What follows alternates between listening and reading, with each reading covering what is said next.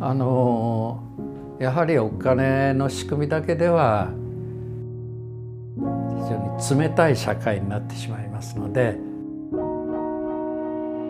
自分の生きがい、生きていてよかったという、そういう助ける側の感覚、そういうものが生まれますので、だから世界中その方向に進むだろうというふうに思ってます。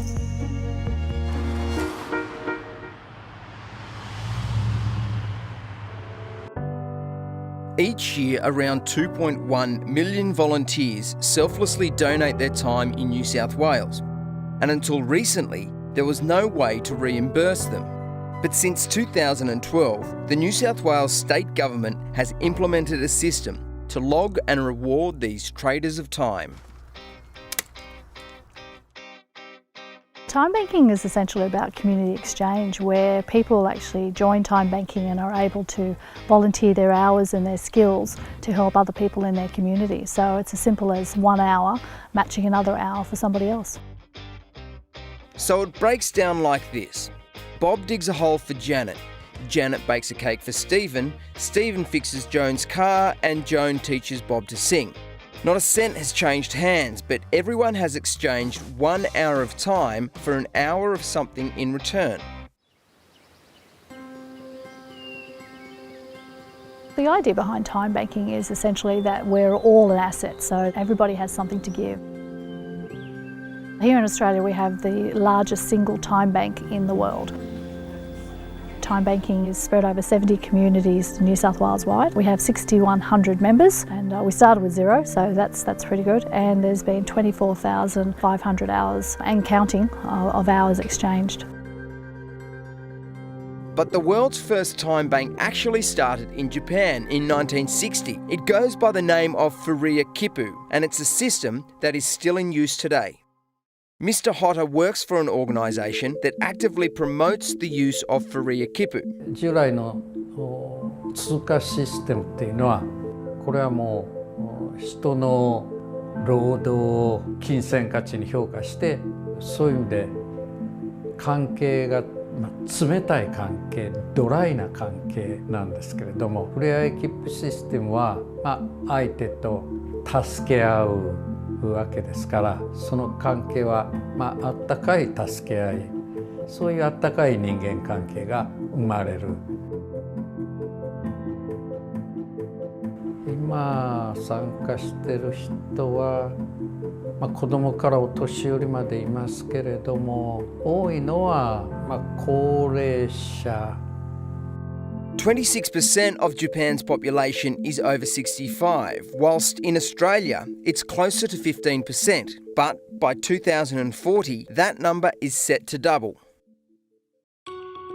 Clearly, the great news is we're all living longer. But there's no benefit in living longer if we're not living active, healthy and inclusive lives. This is where volunteering has a big part of ensuring that our seniors are continually active and being inclusive.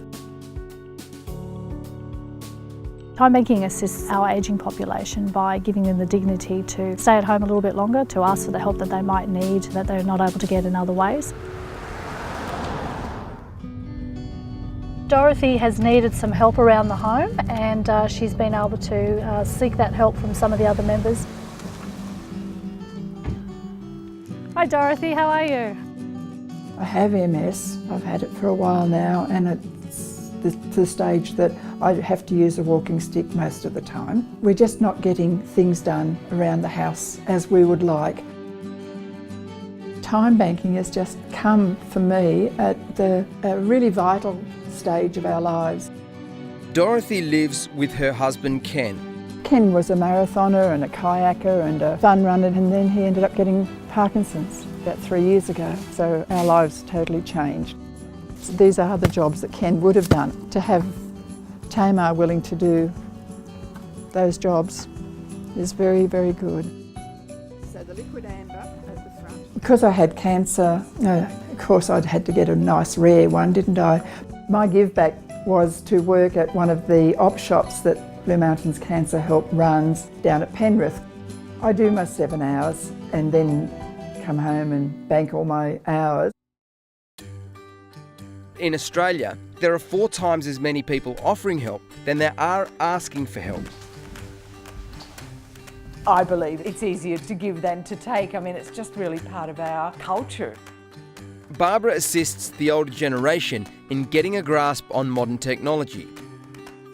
Some of us are quite recently retired from the workforce and don't consider ourselves spent forces just yet.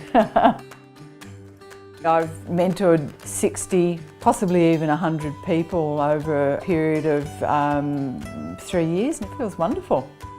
For Barbara, time banking is a transfer of knowledge, and it's giving her the chance to do something she's always wanted to do. Hello Dee, good morning. How So are nice to meet you. Dee has offered to help me learn the piano. On 1 you play the note, Uh-huh. and on 2 you put the pedal down.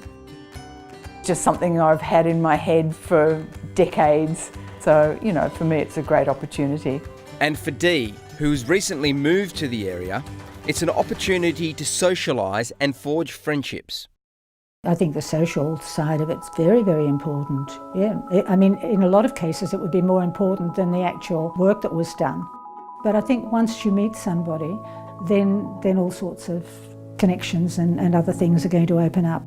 I think it's definitely human nature for people to want to give and to participate. If you participate, it's proven that you're going to live a healthier, happier, longer life.